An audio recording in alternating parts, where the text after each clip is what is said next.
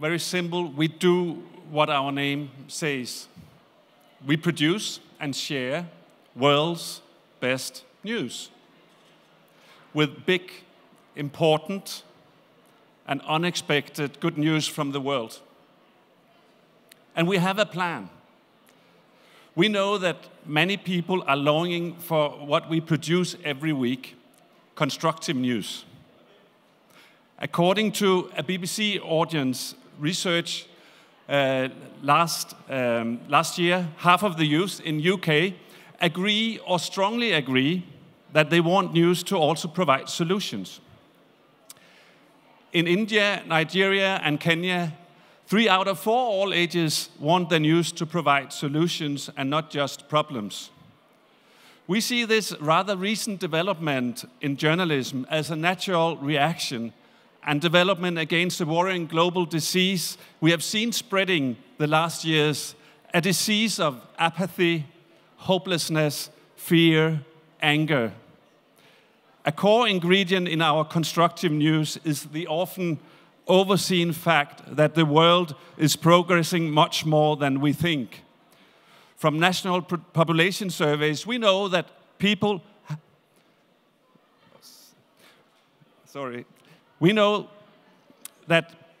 have a more negative fact and view of development than what facts are. When we ask how many children start in school in the developing countries, they answer 1/3. And when we say no, it is 9 out of 10. People get really shocked. Why is it that we, in an interconnected world here in 2017, continue to be so wrong when it comes to measurable facts? The fantastic Swedish professor Hans Rosling, who unfortunately just died, dedicated his last years of life to the fight against ignorance. And indeed, he and Gapminder Foundation has been a strong inspiration for our work. So part of World's Best News plan is that we want to fight back against ignorance and hopelessness. We see that our constructive news stories, filled with innovation and solutions, can transform into hope for our audience. And without hope, the progressive development engine of the world won't really get good speed. Therefore, we have chosen to work in partnerships, inspiring, strategic, and sometimes quite unusual partnerships. What about reading our news stories on the side of a train, or a local commuting train in Copenhagen, or on a milk box, or on the walls of a foreign ministry? The energy of having unexpected good news channeled through unusual partnerships in itself create attention and hope. This also goes for seeing 2 political enemies from Parliament standing together years after year to share world's best news with morning commuters. It is just inspiring and attractive. Every year on the 2nd Friday of September, we celebrate the good news and progress of the world across Denmark, and since 2015 also across Europe, in partnerships with civil society and private sector, with foreign ministries and politicians, as I just mentioned, and with EU and UN, we hand out a World's Best News newspaper. Sometimes special juice, an apple or a piece of chocolate, and people become so surprised to meet constructive news from development organizations.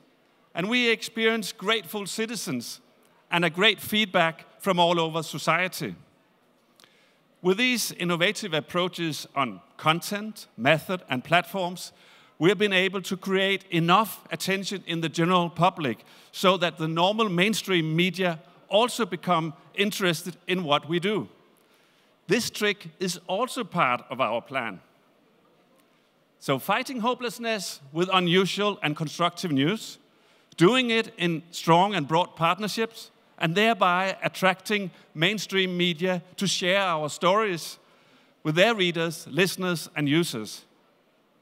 But it's not the full plan yet. The world luckily decided and launched a huge and fantastic plan which fit perfectly well into our smaller, humble plan. That plan has made us all come here today. The Global Goals for Sustainable Development is the biggest plan ever. And thanks to the ingenious icons and colors, the plan is made communicable as maybe the first universal plan ever. So by fighting hopelessness with constructive news and providing the beauty and relevance of the global goals, we feel we have the perfect cocktail for getting through to our audience, and thereby allowing a new hope to grow. That is our plan.